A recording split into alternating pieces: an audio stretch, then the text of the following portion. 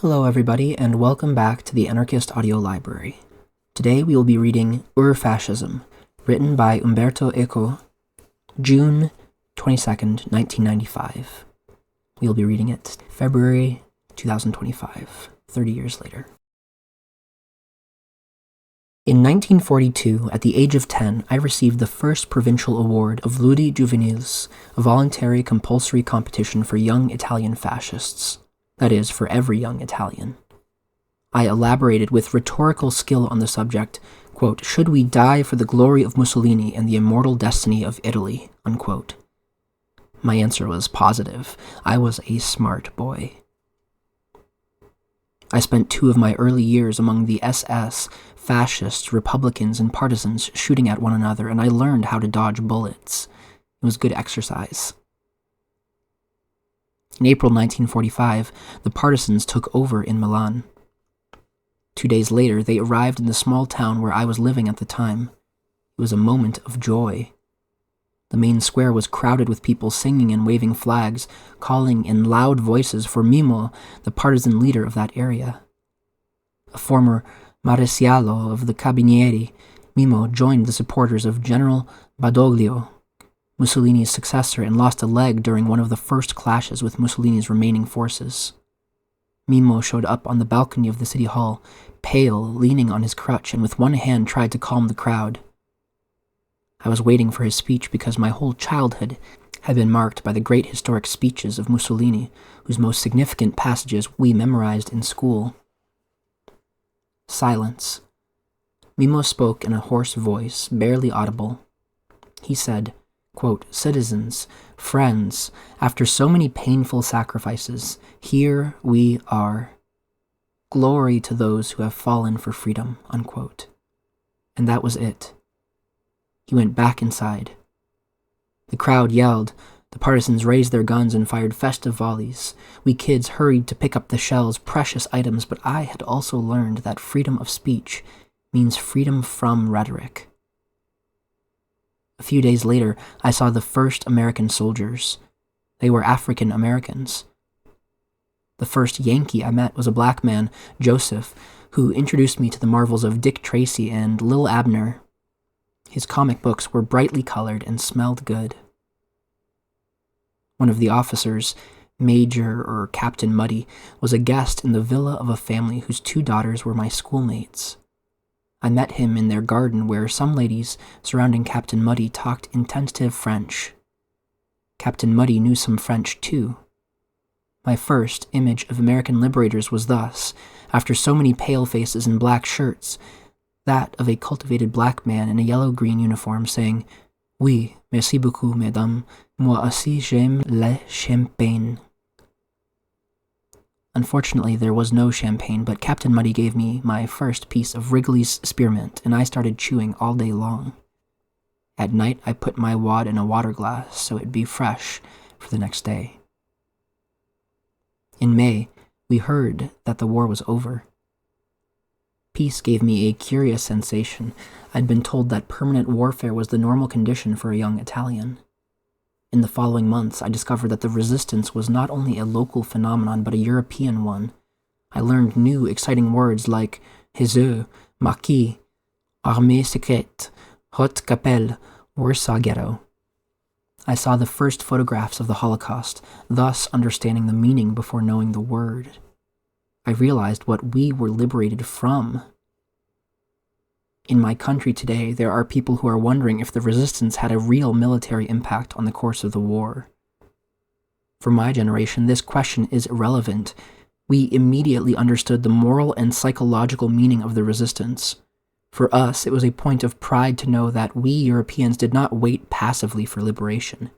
And for the young Americans who were paying with their blood for our restored freedom, it meant something to know that behind the firing lines there were Europeans paying their own debt in advance. In my country today, there are those who are saying that the myth of the resistance was a communist lie. It is true that the communists exploited the resistance as if it were their personal property since they played a prime role in it. But I remember partisans with kerchiefs of different colors Sticking close to the radio, I spent my nights, the windows closed, the blackout making the small space around the set a lone luminous halo, listening to the messages sent by the voice of London to the partisans. They were cryptic and poetic at the same time. The sun also rises. The roses will bloom. And most of them were, quote, messaggi per la Franci, unquote. Somebody whispered to me that Franci was the leader of the most powerful clandestine network in northwestern Italy, a man of legendary courage. Franci became my hero.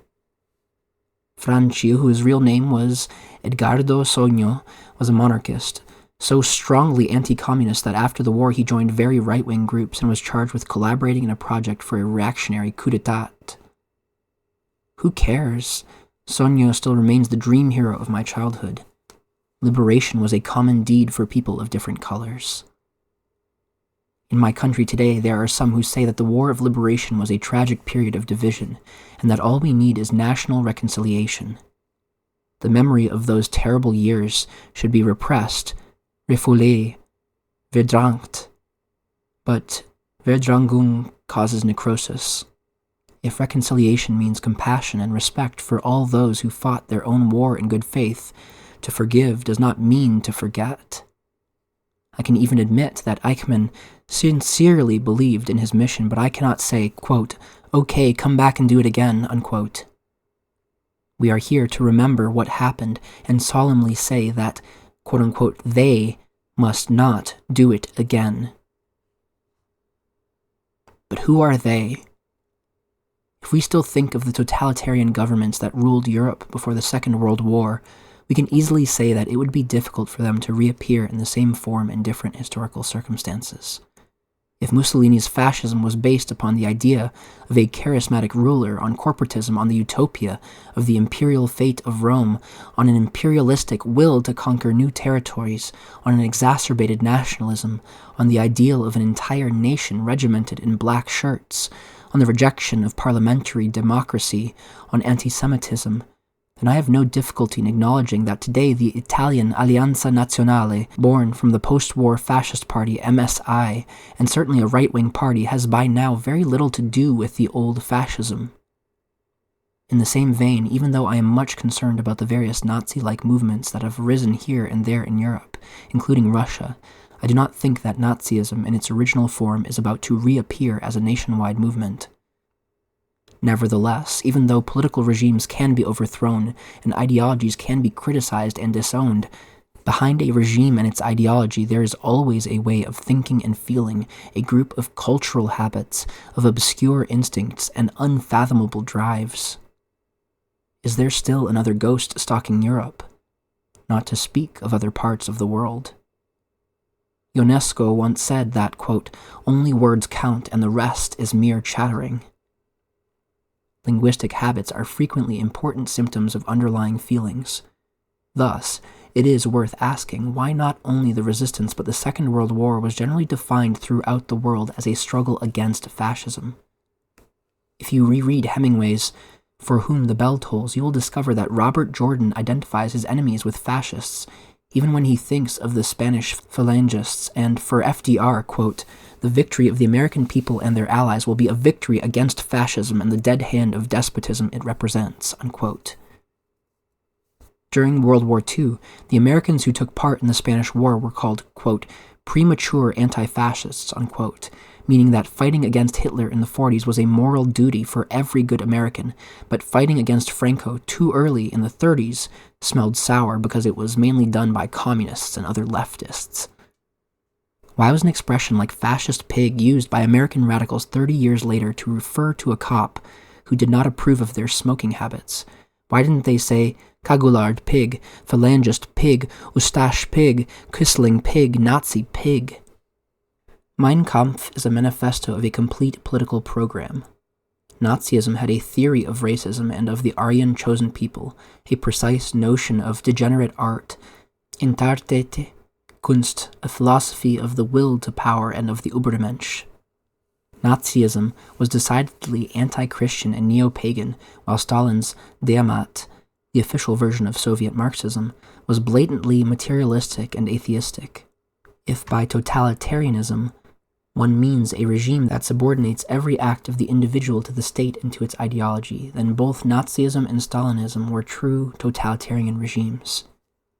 Italian fascism was certainly a dictatorship, but it was not totally totalitarian, not because of its mildness, but rather because of the philosophical weakness of its ideology.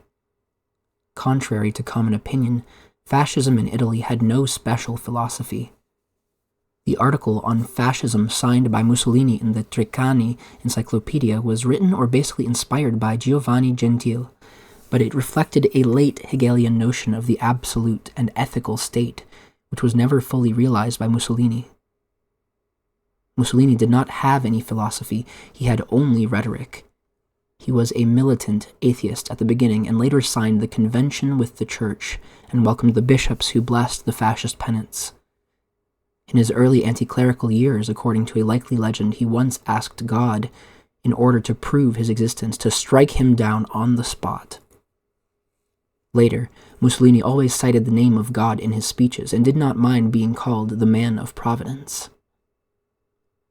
Italian fascism was the first right-wing dictatorship that took over a European country, and all similar movements later found a sort of archetype in Mussolini's regime. Italian fascism was the first to establish a military liturgy, a folklore, even a way of dressing, far more influential with its black shirts than Armani, Benetton, or Versace would ever be. It was only in the 30s that fascist movements appeared, with Mosley in Great Britain, and in Latvia, Estonia, Lithuania, Poland, Hungary, Romania, Bulgaria, Greece, Yugoslavia, Spain, Portugal, Norway, and even in South America. It was Italian fascism that convinced many European liberal leaders that the new regime was carrying out interesting social reform, and that it was providing a mildly revolutionary alternative to the communist threat. Nevertheless, historical priority does not seem to me a sufficient reason to explain why the word fascism has become a synecdoche, that is, a word that could be used for different totalitarian movements. This is not because fascism contained in itself, so to speak, in their quintessential state, all the elements of any later form of totalitarianism. On the contrary, fascism had no quintessence. Fascism was a fuzzy totalitarianism, a collage of different philosophical and political ideas, a beehive of contradictions. Can one conceive of a truly totalitarian movement that was able to combine monarchy with revolution, the royal army with Mussolini's personal militia, the grant of privileges to the church with state education extolling violence, absolute state control with a free market?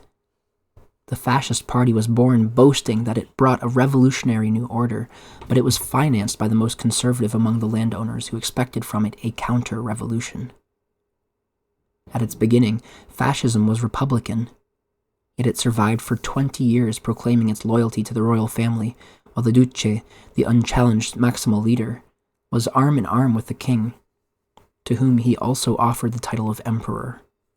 But when the king fired Mussolini in 1943, the party reappeared 2 months later with German support under the standard of a quote-unquote social republic, recycling its old revolutionary script, now enriched with almost Jacobin overtones. There was only a single Nazi architecture and a single Nazi art. If the Nazi architect was Albert Speer, there was no more room for Mies van der Rohe. Similarly, under Stalin's rule, if Lamarck was right, there was no room for Darwin. In Italy, there were certainly fascist architects, but close to their pseudo-colosseums were many new buildings inspired by the modern rationalism of Gropius. There was no fascist Zdanov setting a strictly cultural line. In Italy, there were 2 important art awards. The Premio Cremona was controlled by a fanatical and uncultivated fascist, Roberto Farinacci, who encouraged art as propaganda. I can remember paintings with such titles as, quote, listening by radio to the Duce's speech, unquote, or, quote, states of mind created by fascism, unquote. The Premio Bergamo was sponsored by the cultivated and reasonably tolerant fascist Giuseppe Bottai, who had protected both the concept of art for art's sake and the many kinds of avant-garde art that had been banned as corrupt and crypto-communist in Germany. The national poet was D'Annunzio, a dandy who in Germany or in Russia would have been sent to the firing squad. He He was appointed as the bard of the regime because of his nationalism and his cult of heroism, which were in fact abundantly mixed up with influences of French fin de siècle decadence. Take Futurism. One might think it would have been considered an instance of interte Kunst, along with Expressionism, Cubism, and Surrealism, but the early Italian futurists were nationalist. They favored Italian participation in the First World War for aesthetic reasons. They celebrated speed, violence, and risk, all of which somehow seemed to connect with the fascist cult of youth. While fascism identified itself with the Roman Empire and rediscovered rural traditions, Marinetti, who proclaimed that a car was more beautiful than the victory of Samothrace and wanted to kill even the moonlight, was nevertheless appointed as a member of the Italian Academy, which treated moonlight with great respect. Many of the future partisans and of the future intellectuals of the Communist Party were educated by the GUF, the Fascist University Students' Association, which was supposed to be the cradle of the new fascist culture. These clubs became a sort of intellectual melting pot, where new ideas circulated without any real ideological control. It was not that the men of the party were tolerant of radical thinking, but few of them had the intellectual equipment to control it. During those 20 years, the poetry of Montal and other writers associated with the group called the Ermetici was a reaction to the bombastic style of the regime, and these poets were allowed to develop their literary protest from within what was seen as their ivory tower. The mood of the Ermetici poets was exactly the reverse of the fascist cult of optimism and heroism. The regime tolerated their blatant, even though socially imperceptible dissent because the fascists simply did not pay attention to such arcane language. All this does not mean that Italian fascism was tolerant. Gramsci was put in prison until his death. The opposition leaders Giacomo Matteotti and the brothers Rosselli were assassinated. The free press was abolished, the labor unions were dismantled, and political dissenters were confined on remote islands. Legislative power became a mere fiction, and the executive power, which controlled the judiciary as well as the mass media, directly issued new laws, among them laws calling for preservation of the race, the formal Italian gesture of support for what became the Holocaust. The contradictory picture I describe was not the result of tolerance, but of political and ideological discombobulation. But it was a rigid discombobulation, a structured confusion. Fascism was philosophically out of joint, but emotionally it was firmly fastened to some archetypal foundations. So we come to my second point. There was only one Nazism. We cannot label Franco's hyper-Catholic Phalangism as Nazism, since Nazism is fundamentally pagan, polytheistic, and anti-Christian. But the fascist game can be played in many forms, and the name of the game does not change.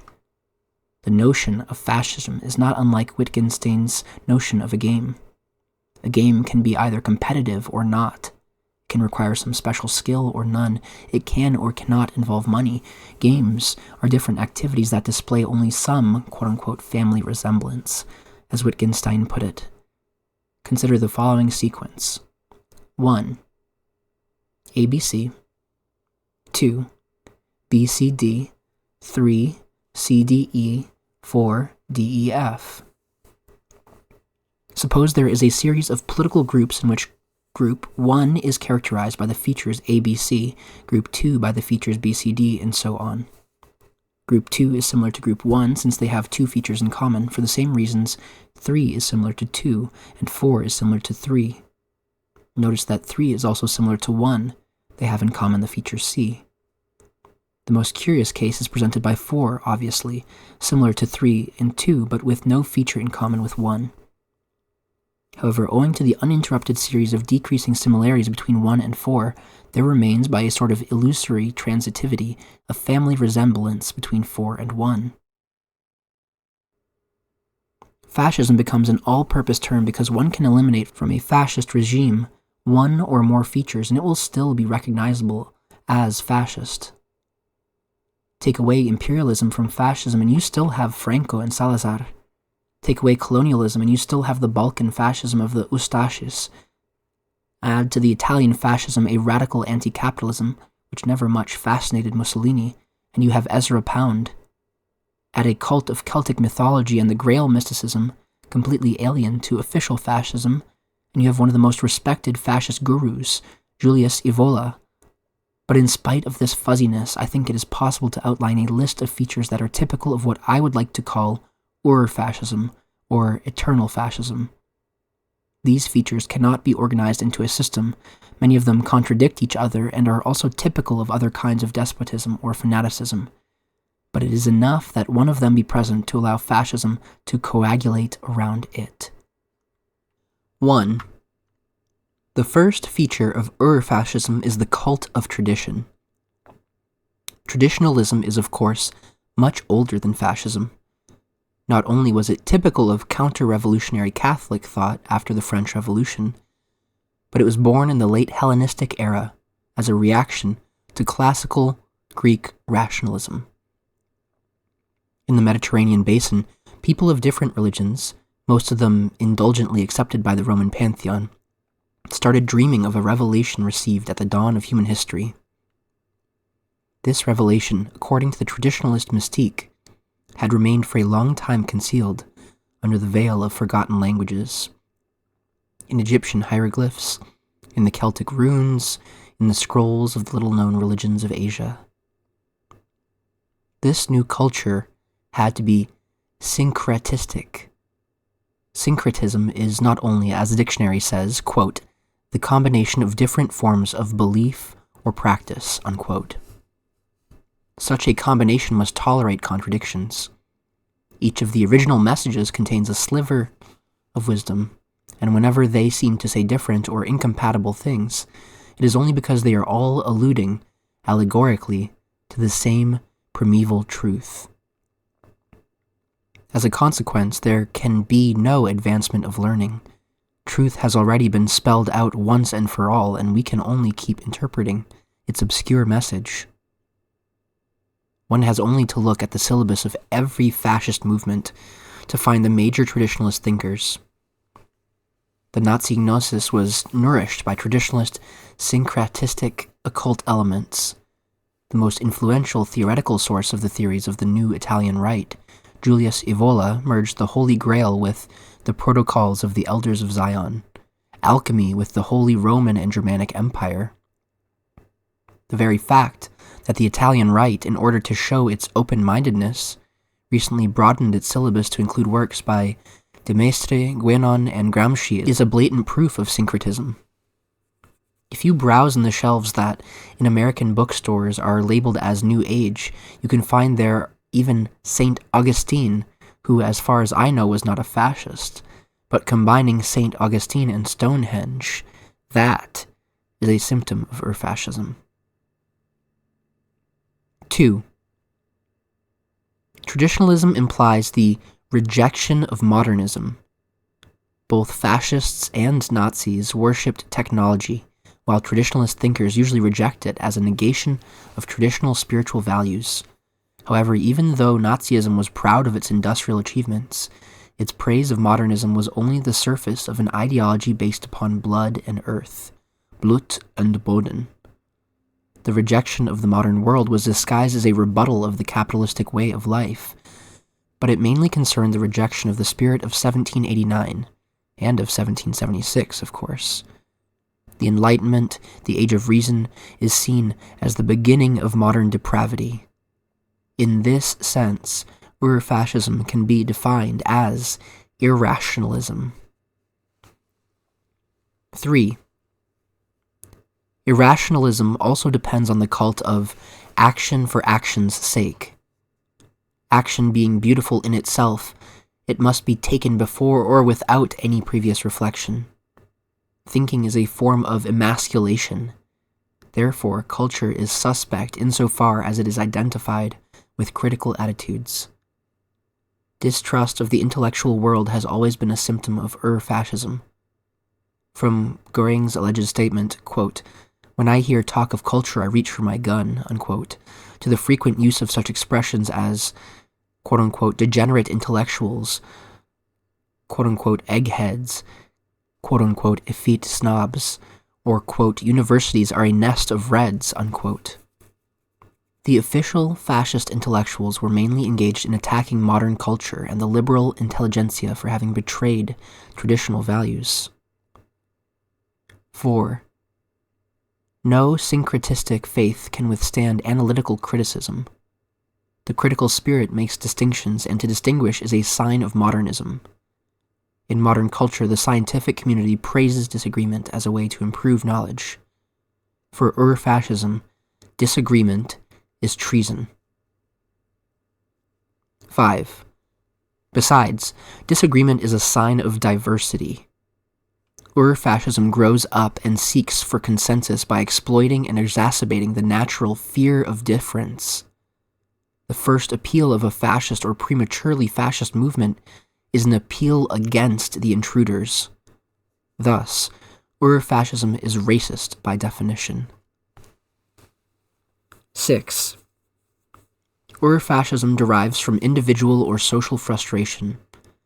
That is why one of the most typical features of the historical fascism was the appeal to a frustrated middle class, a class suffering from an economic crisis or feelings of political humiliation and frightened by the pressure of lower social groups. In our time, when the old, quote, proletarians, unquote, are becoming petty bourgeoisie, and the lumpen are largely excluded from the political scene, the fascism of tomorrow will find its audience in this new majority. 7.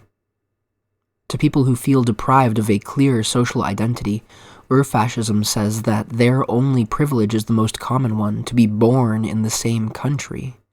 This is the origin of nationalism. Besides, the only ones who can provide an identity to the nation are its enemies. Thus, at the root of the Ur-Fascist psychology, there is the obsession with a plot, possibly an international one. The followers must feel besieged. The easiest way to solve the plot is the appeal to xenophobia. But the plot must also come from the inside. Jews are usually the best target because they have the advantage of being at the same time inside and outside. In the US, a prominent instance of the plot obsession is to be found in Pat Robertson's The New World Order. But, as we have recently seen, there are many others. 8. The followers must feel humiliated by the ostentatious wealth and force of their enemies. When I was a boy, I was taught to think of Englishmen as the 5-meal people. They ate more frequently than the poor but sober Italians. Jews are rich and help each other through a secret web of mutual assistance. However, the followers must be convinced that they can overwhelm the enemies. Thus, by a continuous shifting of rhetorical focus, the enemies are at the same time too strong and too weak. Fascist governments are condemned to lose wars because they are constitutionally incapable of objectively evaluating the force of the enemy. 9. For Ur-Fascism, there is no struggle for life, but rather, life is lived for struggle. Thus, pacifism is trafficking with the enemy. It is bad because life is permanent warfare. This, however, brings about an Armageddon complex.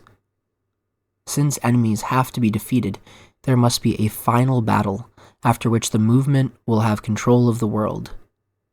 But such a, quote, final solution, unquote, implies a further era of peace, a golden age, which contradicts the principle of permanent war.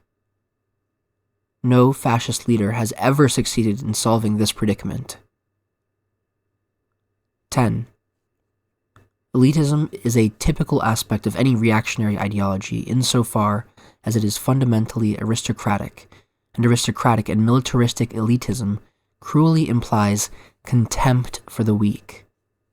Ur-Fascism can only advocate a popular elitism. Every citizen belongs to the best people of the world.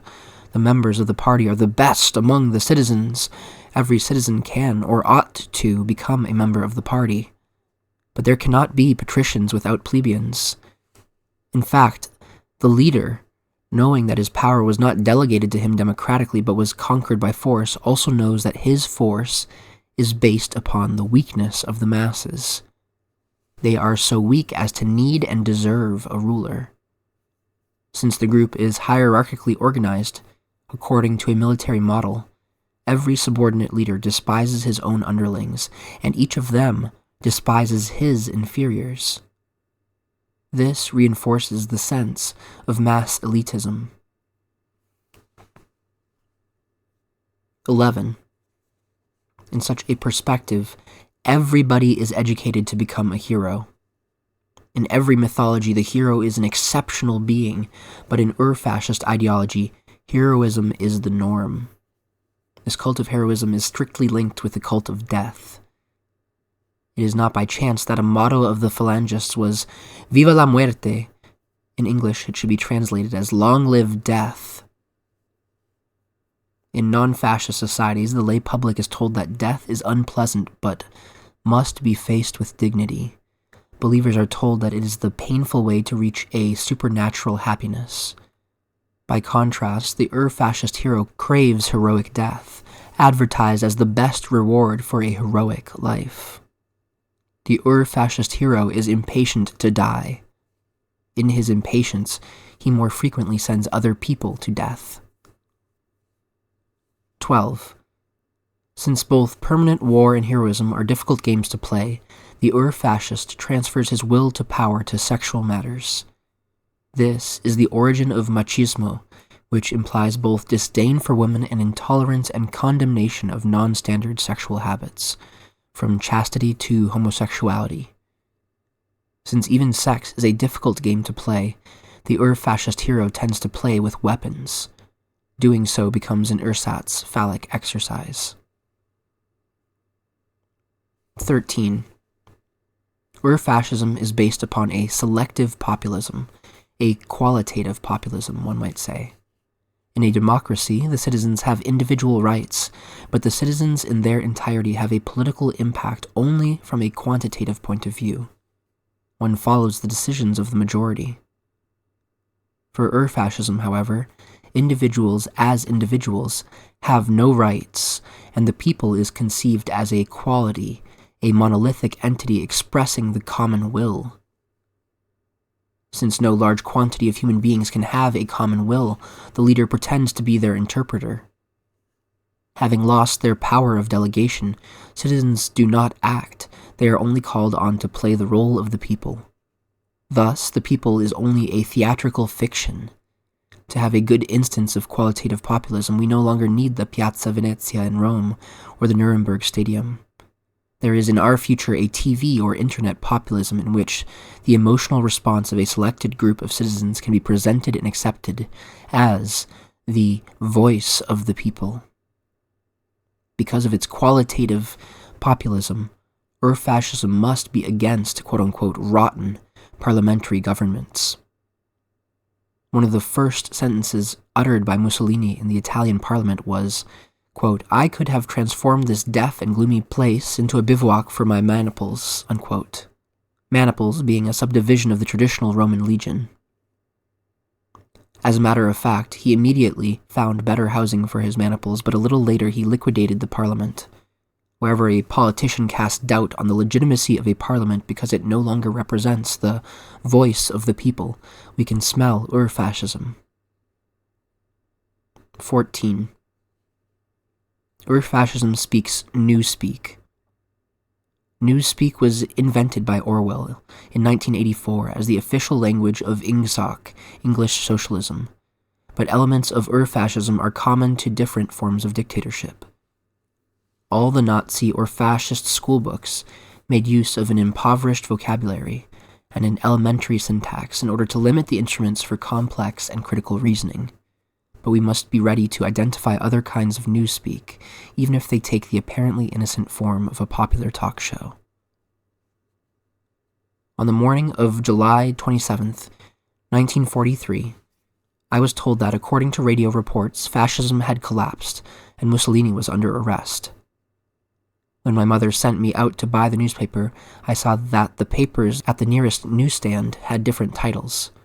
Moreover, after seeing the headlines, I realized that each newspaper said different things.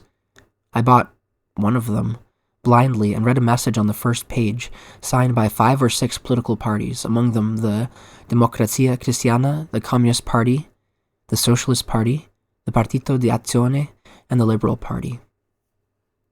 Until then, I had believed that there was a single party in every country, and that in Italy it was the Partito Nazionale Fascista.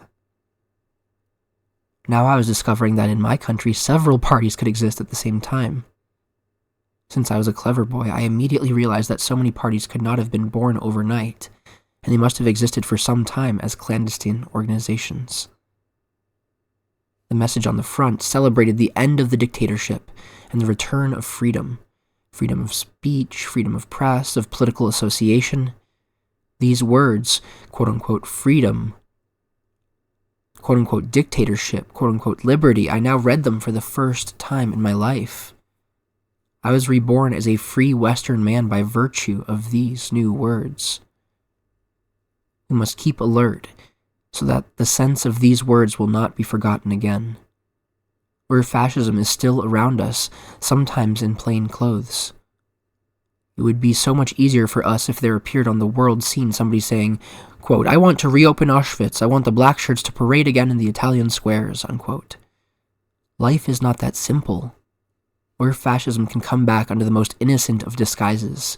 Our duty is to uncover it and to point our finger at any of its new instances, every day, in every part of the world. Franklin Roosevelt's words on November 4th, 1938, are worth recalling. Quote, I venture the challenging statement that if American democracy ceases to move forward as a living force, seeking day and night by peaceful means to better the lot of our citizens, fascism will grow in strength in our land. Unquote. Freedom and liberation are an unending task. Let me finish with a poem by Franco Fortini. Sulla spalletta del ponte, le teste degli impiccati, nell'acqua della fonte, la bava degli impiccati, sul lastrico del mercato, le unghie dei fucilati, sull'erba secca del prato, i denti dei fucilati. Mordere l'aria, mordere i sassi, la nostra carne non è più d'uomini. Mordere l'aria, mordere i sassi, il nostro cuore non è più d'uomini. Ma noi sei letto negli occhi dei morti, e sulla terra faremo libertà, ma l'hanno stretta i pugni dei morti. La giustizia ci si farà. Yeesh, it's been a while since I've spoken Italian. Hopefully that was okay. Anyways, that translates to, on the bridge's parapet, the heads of the hanged in the flowing rivulet, the spittle of the hanged, on the cobbles and the marketplaces, the fingernails of those lined up and shot, on the dry grass in the open spaces, the broken teeth of those lined up and shot, biting the air, biting the stones. Our flesh is no longer human, biting the air, biting the stones. Our hearts are no longer human, but we have read into the eyes of the dead and shall bring freedom on the earth. But clenched tight in the fists of the dead lies the justice to be served. Poem translated by Stefan Sartarelli, originally written by Franco Fortini. Thank you for joining me in reading Umberto Eco's Ur-Fascism, an unfortunately relevant reading in this moment.